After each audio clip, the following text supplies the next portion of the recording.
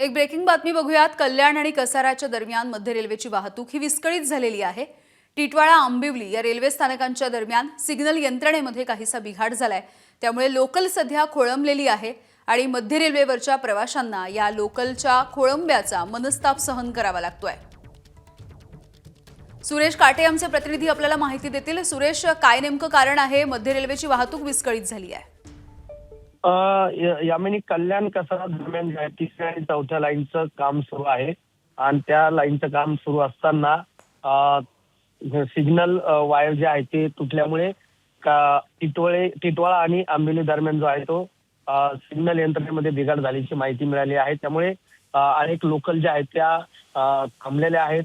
प्रवासी जे आहेत ते काही लोकलमध्ये देखील अडकलेले आहेत। त्यामुळे गेल्या अर्ध्या तासापासून हा खोळंबा असल्यामुळे प्रवाशांमध्ये संतापाची लाट आपल्याला पाहायला मिळत आहे। त्यामिनी